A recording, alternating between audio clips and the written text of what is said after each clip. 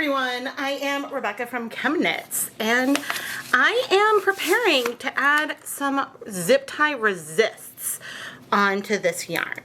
Now, a resist is something that you add to yarn or fabric to prevent dye from getting in.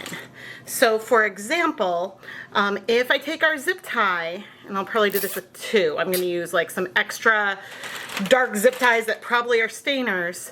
But if I take these zip ties on the yarn and pull it really tight, when we add dye to this, it's not going to be able to get into this section of our yarn. And so that'll leave us some white space behind. And yes, the size of it will vary because it'll be smaller on this yarn that's on the outside, the yarn that's more towards the inside over here. Maybe we'll have a larger section, but it works well and is really, really fun. But today I plan to do a little bit of a twist with this because I want to create sort of an inverse resist. And before I explain a little bit more about that, I want to give a huge shout out and thank you to today's lab partner, Shams. Shams, thank you so much for being my lab partner for today's episode of Dyepot Weekly. Now, I mentioned doing something that's a little bit of an inverse, and I'm just adding right now zip ties to act as like extra ties on the yarn so I can avoid tangling it throughout the whole process. On 3 of them I've used less saturated zip ties because I plan to use a bright color for the main color on these. But on the other 3 skeins, I'm going to use a dark color. I'm using a lot of my very saturated and known bleeder zip ties for today's project, in part because we're doing resist dyeing and we'll be over dyeing all of those sections, and we'll mostly be using a pretty dark color. And so I know that sometimes these can bleed a little bit of a soft blue. These 3 skeins, once we add our resists, I'm going to be dyeing a navy. These 3 skeins with less saturated zip ties as the main ties. These 3, we will be dyeing a deep magenta, but at a level that'll make it a bright pink. And so the plan then is once I remove the resists, with our navy yarn, in those little resist areas, we're going to add that bright pink, that deep magenta color in there. And then over here, we're going to do the reverse. In those resist areas, we're going to add navy. Now, do I need to do a resist to add a dark navy on top of a pink? No. No, I don't, because it's a darker color. It will be able to cover up the pink without there being a blend of it showing through. However, I haven't done this before, right? And so I thought it would be fun to do the more traditional, brighter color on a dark base that I've done frequently, and then also do something that I don't think I've done with this technique before, so we can see what we like, what we don't like about it, and talk about the pros and cons. One of the pros is going to be the resists are going to tell us where to place the color. And so that is absolutely a pro. Things aren't perfectly even, but you know, the spacing is similar and similar enough that I am super excited to proceed. But what I'm going to do now is bring all the yarn over to pre-soak it. Now Stroll, which did I say already that it's 75% superwash merino, 25% nylon? Stroll is incredibly absorbent. It just soaks up water so easily. But the reason why I want to pre-soak the yarn is so that way once we go ahead and add it into the dye bath, if there's already some water in the areas where we have the resists, we're less likely to sort of soak dye into there. And so I think having it at least pre-wet can be very, very helpful. Now, some of you in the comments are probably going to ask, Rebecca, why don't you dye the pink layer first, then add the resist, and then dye the navy over on top of it? Absolutely, we can do that. Absolutely. The thing that I've been enjoying more the last couple of years is leaving the resists white and then adding that other color on top. Whether we decide to just like over dye and dunk the entire thing in a second color or not. And actually, now that I'm saying that, Rebecca, we should do a version of the same video where I do exactly that. Dye the yarn either pink or navy first, then add the resists, then over dye it in the opposite color. Because while I think that with the one with the navy base layer, having that navy all over, we will get some purples when we layer the pink on top. It's going to be very, very subtle, but we will get those purples in there and it'll be really cool. Very different from the end result I think we're going to get today, but I think that it is, I guess, a fun way to show how like adding the color all over, but the order that you do it and the placement of the resists can make like a big difference. And so, yeah, editing Rebecca is going to be writing that idea down for me, and you'll have to subscribe to the channel so you see it at some point. But anyway, let's go set up our dye baths so we can dye our background layers. I put on my deluxe rubber respirator mask, safety glasses, and gloves, and measured out 1.5 grams of my deep magenta dye to use as the backdrop for one of the colors.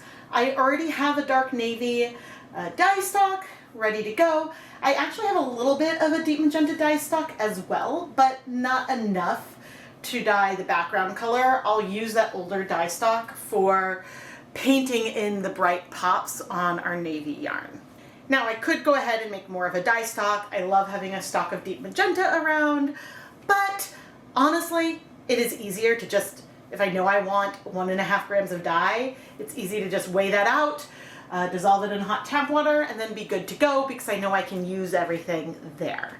And so I'll go through the trouble of actually making the dye stock when I know I'm gonna need it and need to know the concentration of the color that I mixed for a project. In my 2 dye baths, I have 24 cups of water in each one. I'm gonna put the deep magenta here in my 8-quart pot. This is that 1.5 grams of dye that I just measured out. Here is my dark navy dye stock, probably blurry. I made it just a couple weeks ago, and a 1% dye stock is 1 gram of dye dissolved in 100 milliliters. So to get 1.5 grams of the dark navy dye, I measured out 150 milliliters. I could definitely go darker with the navy. This is going to be sort of a light navy, but I can always add more dye if I decide I do want this color darker. In theory, or I guess in practice, we have about 1/2 gram of dye per 100 grams of yarn that we're going to be adding in. I squeezed out most of the water from our pre-soaked yarn. All right, and now I'm going to bring over the yarn. I have not added acid in here yet. I want to carefully put in the yarn first just to get some amount of coverage. Okay, and then very carefully we'll lift up the yarn mostly. We're going to do 1, 2, 3, 4 tablespoons of vinegar. Add everything back in. I am going to want to add a little more acid, but the pink strikes very quickly. It'll be a little bit easier to do this with the bigger pot, because if I had a lot of acid in there to start with, and then we came in and added our yarn, let's go ahead and do 4. 1, 2, 3, 4. Then a lot of the color would probably start striking to the yarn that kind of came into contact with things first, and then we wouldn't be able to get as much coverage all over as what I want. But, you know, zip tie things are very messy. And so I do recommend protecting your work surface. I use a shower curtain because they're nice and big and flexible. Okay, let's go ahead and do 2 more tablespoons in each. We're now at a ratio of 2 tablespoons of white vinegar per 8 cups of water, which is a pretty standard ratio that I like to use. Hopefully we're not forcing things in too much. I just know that both of these colors can strike so fast. I really hope we have our resists work. All right, I am going to take these over to the stove to start heating them up, and I'm gonna set a timer for 30 minutes. That should be enough time for things to at least start heating up pretty well, and then we can decide how we wanna go. Now our navy here is looking more like a light navy to me. If I wanted like a really deep navy, I would have used 300 milliliters of that dye stock, or maybe even 450, but it still reads as a color that is, quote, darker than the bright pink. And so I think that that'll be nice for the contrast that we see between our 2 colorways. But anyway, we'll check back in after 30 minutes. After 30 minutes, this pot is, the temperature is higher than the other one. Okay, we are looking pretty clear. All right, I'm gonna go ahead and turn off the heat. We will be steam setting the yarn in the end. I'm turning off the heat, but I'm gonna leave the yarn in here until we're ready to remove the pink. Because you can see we're not quite as warm over here, and there's still a lot of color in the water just because we're not quite as hot. So I'm gonna set a timer. Gosh, I don't think we're gonna need 30 minutes, but I'm gonna set a timer for 30 minutes just because I'll go do some editing while we wait. Otherwise, maybe I would have done 15 and just checked back, but I'll see you in a little bit. Let's see if I can find some zip ties to carefully remove things without splashing myself too much. Oh man, I don't see into the zip tie yet. Oh, I can turn off the heat too. Yeah, this could have been hotter, but it does look like everything has cleared. Oh, and over there, you see a little bit of white peeking out. Woohoo! Now the zip ties make it a little challenging to remove all of the water. It's not a big deal if you can't remove the water, but what it allows us to do is having more of the water out helps just things cool off a little bit faster. Ooh, because I want to be able to comfortably handle it when we start to remove the zip ties. I always recommend wearing safety glasses, but especially when you have these zip ties because they can fling water up. And I can see, I don't know if it's going to be white, but I see lightness in there. Ugh, I don't think I can do 3 at once. Just because it is a little unwieldy with the zip ties and I don't want to fling hot water in my face. Aha! See that white peeking out. It's funny, whenever I can't see what's happening, then I get a little bit nervous. Even though this is a technique I've done so many times. And I do always write down what I do for every single project. I keep notes in the video descriptions. So in theory, I have no excuse. I could go look and see what I've done to then decide like how much acid and everything I want and how to proceed. But you know, sometimes I just like to go with my instincts. And you can see another section of white peeking out. Woohoo! Okay. I will see you in likely an hour or 2 once things have cooled off more. Now you can finally see the palette that we have here. And all of the finished yarn is going to be part of this palette. It's just, we're having the inverse. Which, you know, I've done an inverse on blanks with Resist pink and green. Very like wicked coated. So it's not the first time I've done it. But when I did this kind of thing with emerald green and deep magenta. The emerald and the pink felt like a more similar value. The navy definitely reads like darker. Like you could do color work with these two colors because there's enough contrast in there.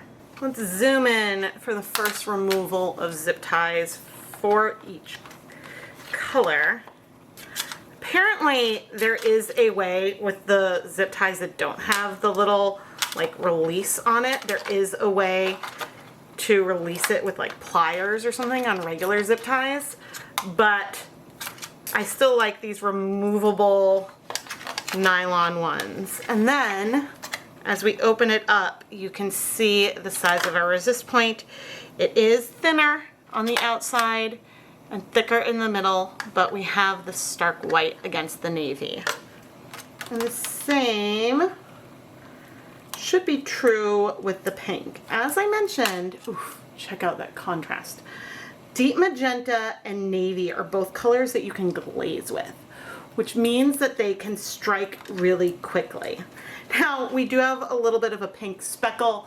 That happens both in the space between the zip ties, but also there is this little like hole by the key. And so here along the outside it is smaller. When we open it up, it gets a bit bigger because of just the way that works. But we have this white that we can, I mean, we could just leave it as is, but we can add something on top of that. And I'm curious how much layering the navy on, how much at like the edges will feel it. Because the pink on the navy, sometimes you can feel where the colors blend when I do it, sometimes you can't.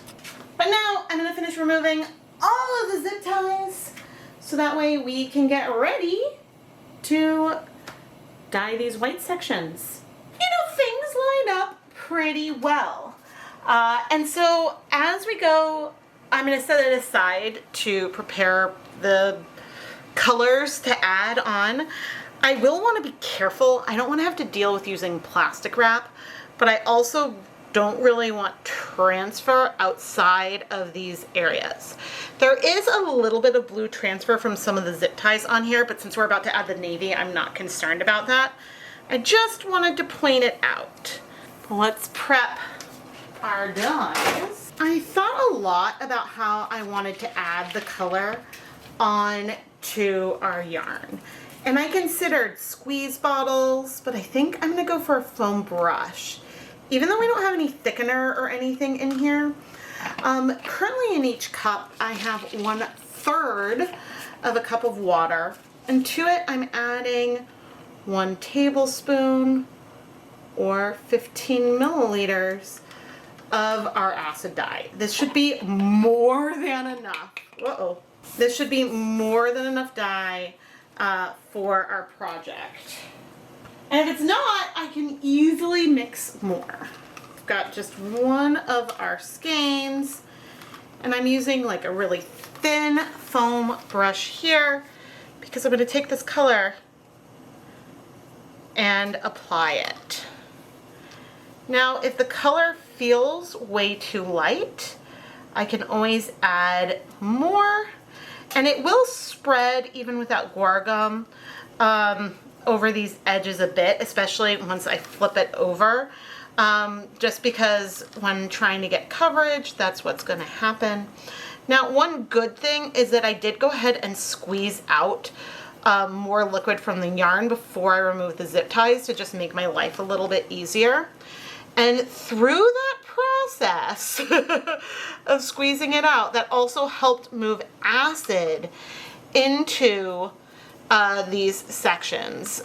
Because beforehand, you know, there might not have been a lot of acid in here, but by squeezing the dye bath out, I believe that we've got plenty of acid in these sections, which is not, oh, no, I squeezed it out after the zip ties. Yes, it was after the zip ties. That's how I know that the color went, like the acid went through. But if you want to, you can always add a couple of drops of white vinegar. Sometimes I'll do that with an eyedropper onto each section before we go ahead and steam set it. Now this colorway would also be fun if we left some of the white if they weren't all pink. Good, we got some good color penetration. Now you'll notice I did not wipe the counter up before flipping because you know what, if there's a little bit of spread, I'm not worried about that. What I do want to pay attention to is that we get good coverage of our pink color on here, but it bodes well that there is some softness to it. See if I bleed over, you'll see the pink there. And actually, the fact that I think we can see the pink a little bit on top of the navy makes me excited for that other idea I mentioned early on. I think that things are looking really good. And so now what I'm going to do to try to avoid a lot of transfer, sort of arrange it like this, where we have the pink sections touching each other, if that makes sense. Then I'm going to take the yarn and put it into my steamer basket, trying to keep the undyed sections a little bit separate. And I'm going to pop this into a steamer basket that is already nice and steamy. And now we're going to wipe the counter. This is an older shower curtain, so it now takes up stain really easily, but we're going to wipe this down a bit before we go ahead and start on the next two skeins. If you wanted to be more precise with your color placement, you could use a thickener like guar gum, and then I would really be able to minimize the spread of the colors in the sections more. However, I don't really care about the spread, and I'm totally fine with it. And so therefore it doesn't matter if I choose to do that or not. The other thing worth noting is that I know the tone of our magentas is not the same, or the depth, the intensity of the magenta is not the same, whether it's the main color or contrasting color, and same goes for the navy. Those colors don't match 100%, but this is more of a proof of concept thing that we're doing here. As I wipe down, you may have noticed that I had to make more of the pink dye. I needed a total of 2/3 volume to get the coverage. Now, I'm not immediately doubling the navy because we don't know if we're going to need that much yet. Now, once again, it is quite probable that I could have achieved this result we're about to achieve without using any resist dyeing. Just because the navy, okay, that's not that dark. You know what, I want to make it darker though. That's really pretty, but I need it to have more of a punch because I want it to feel darker than the pink. So we're gonna add another heaping tablespoon of our dye here to just increase the intensity a bit. Now I could still make this much, much deeper and darker, which I don't think I want to do, but I could. And I think that having this mixed with guar gum could be pretty cool in the future to create something like this on a tonal yarn, because you'll see I'm not currently seeing where the colors are blending.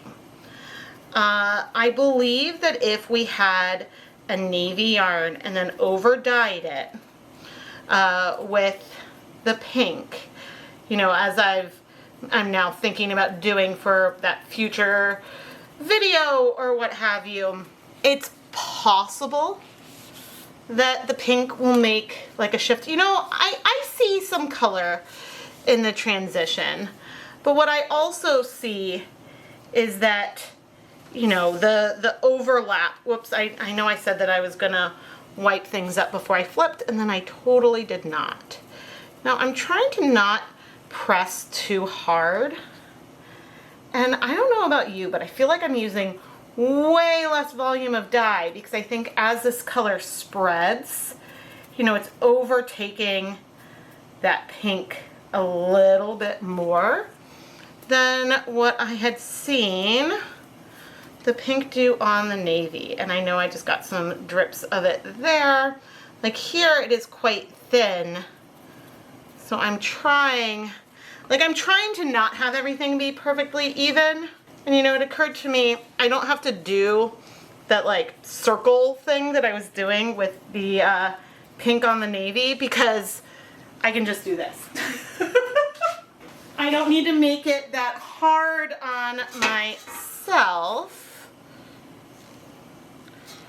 But once again, I am attempting to be able to lay the navy touching the other navy sections to avoid transfer. And I guess now let's carry on. The navy could be darker. You know, it could be a little darker, but I'm still happy with seeing where we're going, that I don't want to push it too much more, because I think the tone of this navy that we're getting is similar to the tone of the navy on the other yarn. And so I could have used the straight 1% stock solution and had that really, really big punch, but I'm happy with what we've got. And my tablecloth is now stained. It gets more and more stained with the navy. They get less stained when they're newer. Tablecloth, shower curtain, oh dear. But I never had to replenish the navy. I have a tiny bit of the navy left, tiny bit of the pink. But alas, I'm gonna need to leave this behind, because my leave no dye behind container is overflowing. The last one of 2025. The water level, I think, is all the way to the top. I cannot possibly save this last little bit. So I'm gonna say goodbye. Some notes for the future. The way I put the main color navy yarn in, sort of in the circle, is a little bit easier to lay the colors on top of each other and then sort of poof up the colors where I don't want any transfer. The way I did the pink was a little harder, and I think we may end up with a few little speckles in there where the navy transfers from touch contact. And you know what? It is what it is. The way to avoid that would be to use some plastic wrap. I could have done that, or I could have even used some like plastic containers to sort of put it in to just separate things a little better. So we did have options. I just like to try to avoid using plastic wrap unless it's so necessary to avoid contact transfer between colors. And I think I've leaned into dyeing more colorways where I don't need to worry about the transfer. And so, yeah, I thought I would point that out. I still think that the colorways are gonna be super, super fun. And I'm really excited to see where they go. Oh, one other note about the navy. It can look very purple and really blossom once it has acid and heat. And so, yeah, I'm curious to see how that'll turn out. But it definitely like feels so different putting the navy on the pink than it did the pink on the navy. It felt very wrong. Just because I couldn't see the edges really anymore. And so it was tripping me out. Like, it made the color section feel so big because where the dye went over, you could really see it. But we will check everything out in a little bit. And by a little bit, I mean 30 minutes. A 30-minute steam should be good. Okay, it has been 30 minutes. And let's see. We got our pink pops. Beautiful. Now, as I said, I think that this was probably the better way to do it. Of course, everything is laying on itself now that it's dry, or now that it's done. Actually, you know, if we get some transfer, there's little speckles in those areas anyway, so maybe it's not so bad. As I steam up completely, let's run over to the opposite side of my stove. Now, technically, the navy yarn had more time in the steamer basket because I did that one first. Now, immediately, we do see some color in our overlap sections, which is quite nice. Aha, here I have some navy speckles. It's hard with the steam, but you can barely see them right there. But overall, if that is all of the color transfer that we ended up with, then that's not bad. Now, color transfer could still happen at this stage, so I'm trying to keep the colors together. But this has like just a different feel overall for me. I'm just not feeling as excited as I normally do. Now, one thing that is happy is I do see like at the edges a little bit of color blend, which is nice, but I guess I'm not seeing the little speckles in the middle. The size overall feels really big. And on our navy one, the color sections feel smaller because even though where I placed it was big, where the white existed made more of a difference. But again, we'll see once the other one is dry how much of a difference having the resist had been there, how much that could make a difference or not. And you know what? Sometimes it's worth doing the experiment, even if the results meant that we had some unnecessary work. I still plan to do the other project I mentioned like 5 times now. Let's start off by washing the pink yarn. And it is fun. It just is missing a little bit of the magic as I add way too much soap. You don't need that much. It is still very fun, but I guess it just feels more regular. You really feel the navy on there. I think that I would get closer to the effect that I was hoping for. I mean, I'm glad there's no color bleeding. If I had mixed the dye with guar gum and then used a finer paintbrush to really get it in the areas to sort of mimic that feel that I get. But happily, there is no color bleeding. So I'm going to go ahead and put this in my spin dryer and bring over the navy yarn. And you know what it is? It's that the edges feel sharper, even though I didn't use guar gum because I didn't need to. And you can see the pink goes over a little bit. But that's what I'm missing.